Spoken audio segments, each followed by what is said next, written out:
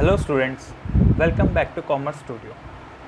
तो बच्चों, last class में हमने चैप्टर नंबर 3 कंप्लीट किया था और आज हमें स्टार्ट करना है बच्चों चैप्टर नंबर 4, जिसका नाम है बच्चों बेसिस ऑफ अकाउंटिंग। तो बच्चों, मैं पहले आपको ये बुक में शो कर देता हूँ चैप्टर नंबर 4। बच्चों, ये रहा chapter number 4, basis of accounting. तो सिर्फ दो बेसिस ऑफ अकाउंटिंग होती है बच्चों, मैं अभी समझाता हूँ आपको, कैश बेसिस और एक्रूअल बेसिस।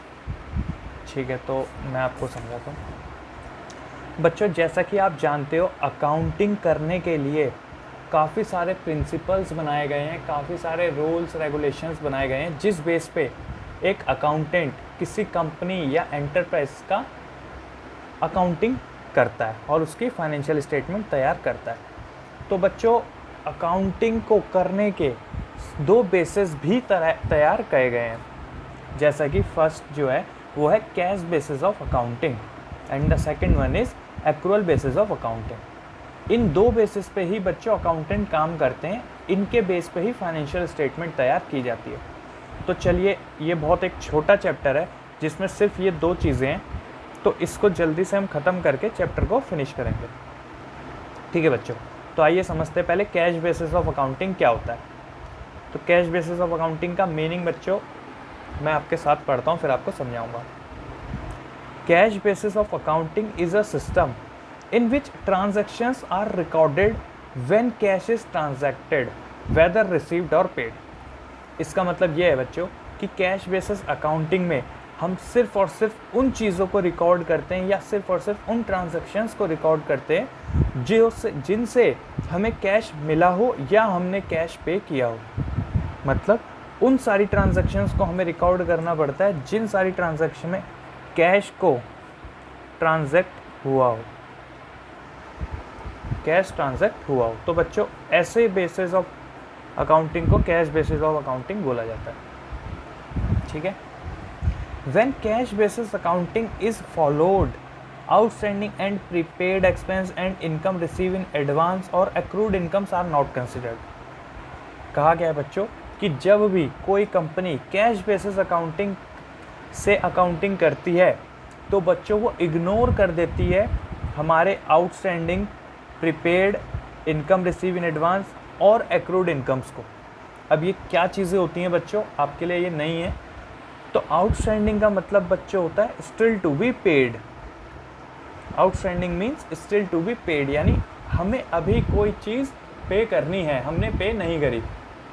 मैं आपको इसका एक एग्जांपल देता हूँ। लाइक मान लीजिए मैंने रवि को बोला कि रवि आप ऐसा करो, ये मेरा फ्लैट को आप सेल करवा दो, मैं आपको इसके लिए 1 लाख रुपए कमीशन दूंगा।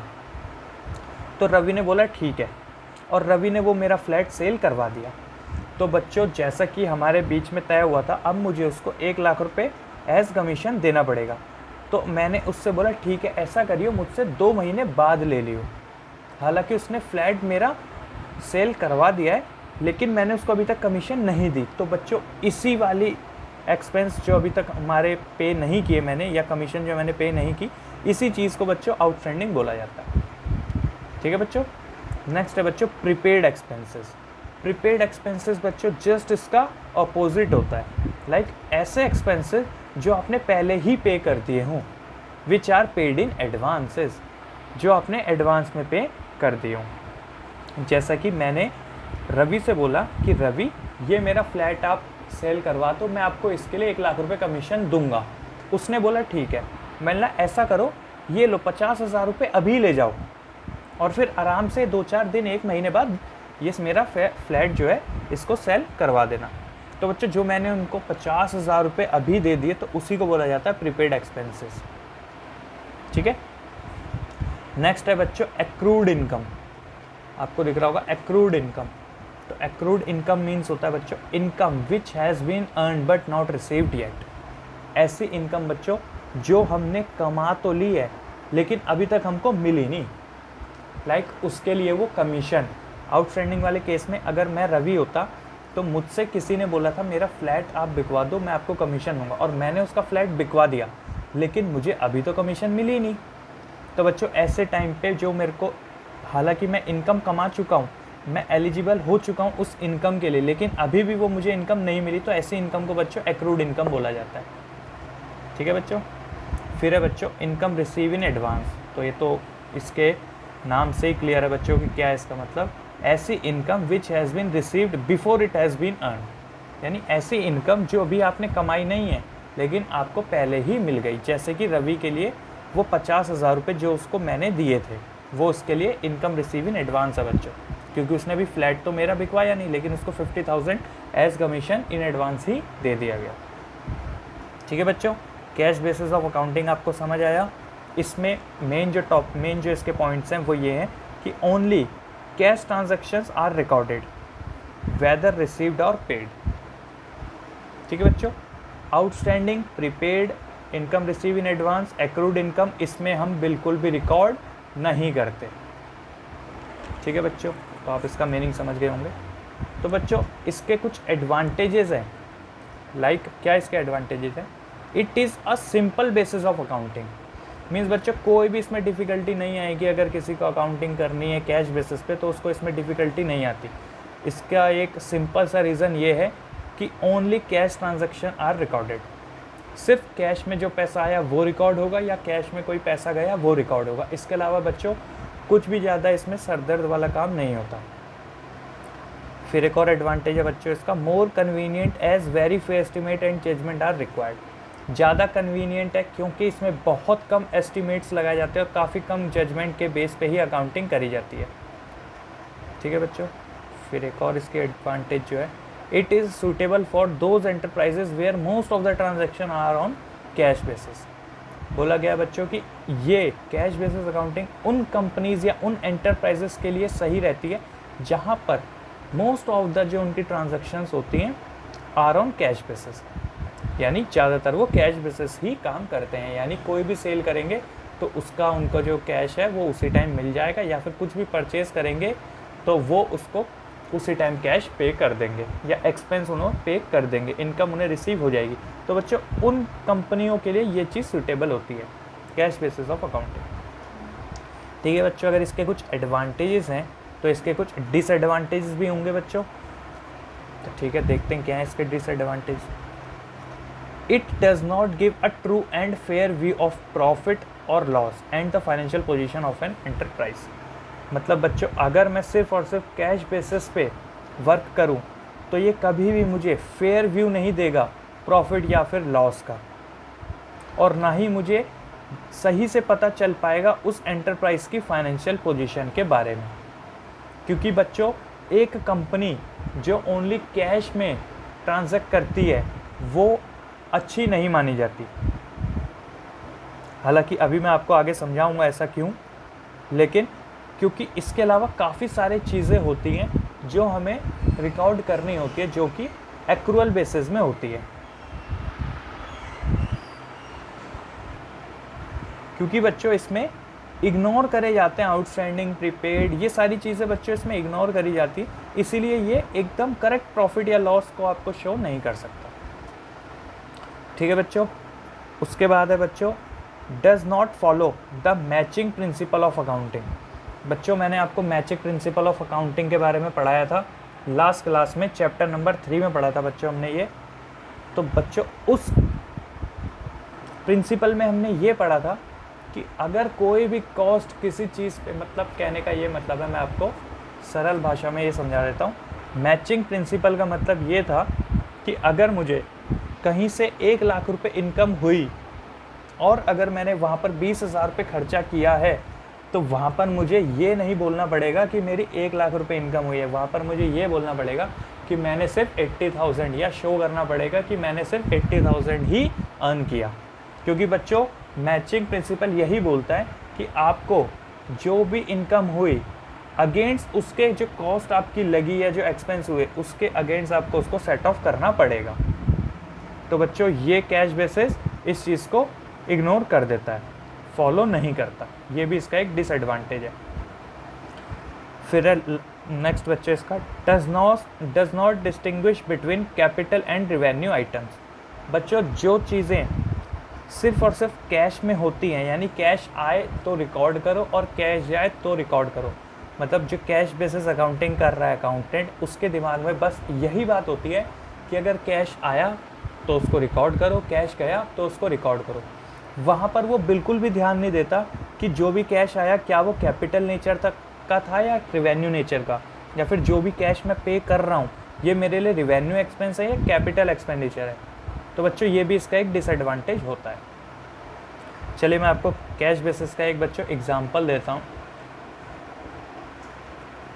तो बच्चों ये एग्जांपल है, Mohan sold a furniture for ₹1 lakh and received cash and also a machinery for 20,000 but on credit. बोला गया मोहन ने एक फर्नीचर बेचा 1 लाख रुपए का और उसके बदले में उसको पैसे मिल गए, और साथ ही उसने एक मशीन भी बेची 20,000 रुपये की, लेकिन ये मशीन उसने क्रेडिट पे बेची यानी उधार पे बेची। तो बच्चों here Mohan only records his sale of furniture of ₹1 lakh, sale of machinery will be ignored. ये इग्नोर क्यों करी जाएगी बच्चों? क्योंकि ये क्रेडिट पे है, इसका पैसा इनको अभी तक नहीं मिला, इसीलिए ये इग्नोर कर दी जाएगी, क्योंकि अभी हम कैश बेसिस ऑफ अकाउंटिंग की बात कर रहे हैं। तो जहाँ पे मेरे को पैसा मिला मैं सिर्फ उसी चीज़ को रिकॉर्ड करूँगा। हालांकि दोनों केस में मैंने सेल करा है, लेकिन पैसा मुझे सिर्फ फर्नीचर को सेल करके ही मिला, इसलिए मैंने रिकॉर्ड किया, ये मैं रिकॉर्ड नहीं करूँगा। तो बच्चों ये है कैश बेसिस ऑफ अकाउंटिंग। तो चलिए आगे बढ़ते हैं हम।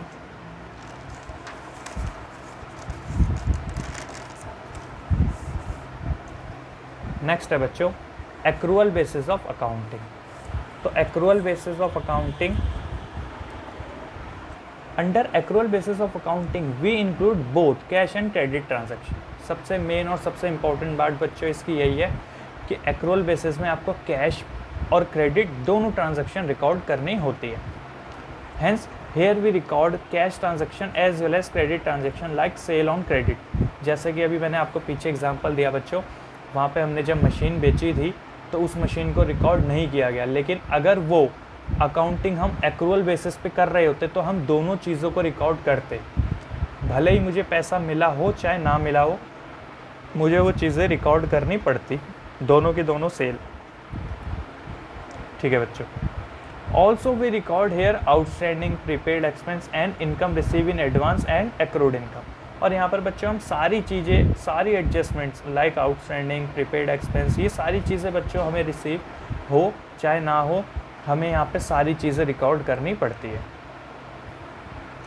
फिर बच्चों इंपॉर्टेंट पॉइंट है इसका, accrual basis of accounting is based on the concept of realisation and expiration and follows 2 basic accounting principle, that is revenue recognition principle and matching principle. तो बच्चों इस पॉइंट में सिंपल ये बात बोली गई है कि जो एक्रूअल बेसिस ऑफ अकाउंटिंग होता है वो 2 प्रिंसिपल फॉलो करता है, रेवेन्यू रिकॉग्निशन प्रिंसिपल और मैचिंग प्रिंसिपल। मैचिंग प्रिंसिपल बच्चों कैश जो बेसिस अकाउंटिंग होता है वो फॉलो नहीं करता, लेकिन accrual basis of accounting matching principle follow करता है, जिसमें कि हम कॉस्ट को या फिर एक्सपेंस को सेट ऑफ करते हैं अगेंस्ट इनकम। और बच्चों रेवेन्यू रिकॉग्निशन प्रिंसिपल मैंने आपको लास्ट क्लास में पढ़ाया था, जहाँ पे इसका मतलब ये होता है कि हमको इनकम कभी भी रिसीव हो, लेकिन जिस ईयर में वो ड्यू हो या जिस ईयर में मैंने वो अर्न करी हो, मुझे उसको उसी ईयर में शो करना पड़ेगा। तो बच्चों ये दोनों के दोनों प्रिंसिपल ये फॉलो करता है। फिर है बच्चों, it may be noted that the companies act 2013 requires companies to follow accrual basis of accounting in maintaining the book of account. ये बच्चों इंपॉर्टेंट पॉइंट है इसका कि कंपनीज एक्ट 2013 में ये रिक्वायर किया गया, मतलब ये ज़रूरी है कि कंपनी को फॉलो करना पड़ेगा accrual basis of accounting in maintaining the books of accounts. ठीक है बच्चों, कंपनी एक्ट 2013 जो हमारा आया था उसमें ये साफ तरीके से लिखा हुआ है कि कोई भी कंपनी या कोई भी एंटरप्राइजेस अगर बिजनेस करती है तो उसको अकाउंटिंग के लिए एक्रूअल बेसिस को ही फॉलो करना पड़ेगा। ठीक है बच्चों, आइए इसके कुछ एडवांटेजेस देखते हैं। एडवांटेज बच्चों, it is more scientific compare to cash basis of accounting. Cash basis accounting से ज़्यादा साइंटिफिक बच्चों इसलिए क्योंकि इसमें हम सारी एडजस्टमेंट को इंक्लूड करते हैं, लाइक आउटस्टैंडिंग, प्रीपेड, एक्रूड, ये सारी चीज़ें बच्चों इसमें आती हैं। एक और एडवांटेज बच्चों इसकी है, इट डिस्क्लोजेस करेक्ट प्रॉफिट और loss at the end of the year. बिल्कुल ठीक, एकदम एंड में बच्चों, एंड में ये बिल्कुल करेक्ट प्रॉफिट या लॉस को शो करता है। फिर है बच्चों वाइडली एक्सेप्टेबिलिटी, यानी एक्रूअल बेसिस ऑफ अकाउंटिंग है, इसको वाइडली एक्सेप्ट किया जाता है। यानी आप वर्ल्ड वाइड भी अगर देखोगे तो ज़्यादातर कंपनीज़ या most of the companies accrual basis of accounting को ही फॉलो करती है और उसी को सूटेबल मानती है। फिर लास्ट एडवांटेज है बच्चों इसकी, it reflect true financial position at the end of the accounting period. बिल्कुल एकदम परफेक्ट या एकदम ठीक ट्रू फाइनेंशियल पोजीशन ये बताता है किसी कंपनी की at the end of the accounting period, अगर कोई इंसान एक्रूअल बेसिस पे ऑफ अकाउंटिंग को फॉलो करता है तो। जैसे बच्चों इसकी अगर एडवांटेजेस है तो वैसे ही इसकी कुछ डिसएडवांटेजेस भी हैं, तो आइए उसके बारे में भी हम जानते हैं। तो बच्चों पहला है इसका, this system is not as simple as cash basis of accounting. बच्चों ये उतना सिंपल नहीं है जितना cash basis of accounting simple है, क्योंकि कैश बेसिस ऑफ अकाउंटिंग में कोई पैसा आया रिकॉर्ड करो, कोई पैसा गया रिकॉर्ड करो, बस सिर्फ और सिर्फ इतना ही होता था। जबकि इसमें ऐसा नहीं होता, इसमें हमको सारी ट्रांजैक्शन विद एडजस्टमेंट, सारी चीज़ें हमको चाहे कैश आए चाहे ना आए, कैश आएगा वो भी रिकॉर्ड करना है और नहीं आया और कोई ट्रांजैक्शन हुई तो वो भी रिकॉर्ड करना है। हालांकि कैश बेसिस ऑफ अकाउंटिंग के ऊपर बच्चों हम एक चैप्टर पढ़ेंगे आगे जाके, कंप्लीट चैप्टर, उस पर हम पढ़ेंगे। तो बच्चों ये इतना सिंपल नहीं होता। एक और डिसएडवांटेज है बच्चों इसकी, the accounting process too elaborate, क्योंकि इसमें हमें cash basis plus credit basis यानी दोनों बेसिस पे इस पर काम होता है एक्रूअल बेसिस में, तो इसलिए बच्चों इसमें काफ़ी सारी एडजस्टमेंट्स हमको सॉल्व करनी पड़ती है, काफ़ी सारे रूल्स को हमें फॉलो करना पड़ता है, इसलिए बच्चों ये काफ़ी इलेबोरेट है। फिर बच्चों a quick appraisal of the profit loss is not possible because of adjustments. जैसे कि मैंने आपको बताया, क्योंकि आपको काफ़ी सारी एडजस्टमेंट्स इसमें देखनी पड़ती है, काफ़ी सारी चीज़ें होती है, तो आप एकदम से किसी भी डे पे खड़े होकर प्रॉफिट नहीं बता सकते, काफ़ी सारी एडजस्टमेंट्स क्योंकि उस टाइम पे ड्यू चल रही होंगी। तो ये इसकी कुछ डिसएडवांटेजेस है बच्चों। हालांकि कैश बेसिस में आप बता सकते हो, मान लो आपने रिकॉर्ड किया हुआ है 1 लाख रुपए मेरे पास टोटल कहीं ना कहीं से अलग अलग जगहों से आया और 80,000 मैंने कहीं ना कहीं अलग अलग जगहों पे पे किया, तो बच्चों आप वहाँ बता दोगे 20,000 का प्रॉफिट। लेकिन यहाँ ऐसा नहीं होता बच्चों, एक्रूअल बेसिस ऑफ अकाउंटिंग में ऐसा नहीं होता। इसका एक एग्जाम्पल लेते हैं, समझते हैं। एग्जाम्पल है बच्चों, Mohan sale a furniture for ₹1 lakh and also a machinery for 2 lakh. Sale of machinery was on credit. बोला गया मोहन ने एक सेल करी फर्नीचर को 1 लाख रुपए में और एक मशीनरी भी सेल करी उसने 2 लाख रुपए में। Sale of machinery was on credit. बोला गया जो क्रेडिट पे उसने बेचा है वो मशीन को क्रेडिट पे बेचा है। तो बच्चों here Mohan records both sale because he follows accrual basis of accounting. Mohan यहाँ पर दोनों सेल्स को रिकॉर्ड करेगा क्योंकि उसने एक्रूअल बेसिस ऑफ अकाउंटिंग को फॉलो किया हुआ है। समझ गए बच्चों आप। हालांकि एक केस में उसको पैसा नहीं मिला लेकिन फिर भी वो उस चीज़ को रिकॉर्ड करेगा क्योंकि वो एक्रूअल बेसिस पे काम करता है। तो बच्चों यही था, ये नोट्स आपको बनाने हैं। मैं आपको पेज टू पेज एक बार दिखा देता हूँ। ये रहा बच्चों, आप इसको सब कुछ नोट डाउन कर लेना, यही इस चैप्टर में है। इसके अलावा आपको बस एक छोटा सा काम और करना है, मैं भी आपको दिखाता हूँ, तब तक आप इसे नोट डाउन कर लेना। फिर बच्चों यहाँ पे इसकी कैश बेसिस के एडवांटेज डिसएडवांटेज और यहाँ बच्चों इसका एग्जाम्पल है, तो आप ये नोट डाउन कर सकते हैं। फिर बच्चों एक्रूअल बेसिस ऑफ अकाउंटिंग ये रहा, आप इसे नोट डाउन कर सकते हैं। और यहाँ पे इसके एडवांटेज और डिसएडवांटेज और ये इसका एग्जाम्पल, तो आप यहाँ से इससे नोट्स बना सकते हैं। आपको बच्चों एक होमवर्क करना है। इतना नोट डाउन कर लेने के बाद आपका होमवर्क ये है कि आपको इन दोनों में डिफरेंस पता होना चाहिए। आपके पास अगर बुक है तो बहुत अच्छी बात है, अगर कोई भी ईयर की बुक है तो भी अच्छी बात है। किसी भी ईयर की बुक में ये चीज़ें सेम है, और अगर नहीं है तो आप इस difference between accrual basis of accounting and cash basis of accounting को नोट डाउन कर लेना। ये आपके लिए मोस्ट इम्पॉर्टेंट है बच्चों, आपके एग्ज़ाम में पूछा ही जाएगा 100%। और बच्चों आपको ये बेसिस भी इसके याद करने, ऐसा नहीं कि both cash and credit transaction recorded और कैश ट्रांजैक्शन आर रिकॉर्डेड, सिर्फ आप इतना ही लिखो। आपको ऐसा नहीं करना कि आपको सिर्फ इतना ही डिफरेंस देना, आपको ये बेसिस भी बताने हैं। बच्चों ये आपका होमवर्क है, ये आपको नोट डाउन करके रिवाइज करके याद रखना। ठीक है बच्चों, तो ये चैप्टर भी हमारा ख़त्म। इसमें इतना ही था। जो नोट्स मैंने आपको बनवाए वो नोट्स, और आपको ये नोट डाउन कर लेना है। आप वीडियो रोक के इसे नोट डाउन कर सकते हैं, हालांकि ये एकदम क्लियर है, आप नोट डाउन इसको कर सकते हैं। ठीक है बच्चों, तो आज हमारा चैप्टर नंबर 4 भी ख़त्म हो गया। तो हमने चैप्टर नंबर 4 तक बच्चों ख़त्म कर लिया। नेक्स्ट क्लास में हम अकाउंटिंग इक्वेशन स्टार्ट करेंगे, जो कि एक अच्छा चैप्टर हमारा स्टार्ट होने जा रहा है। ठीक है बच्चों, तब तक के लिए थैंक यू, बाय बाय।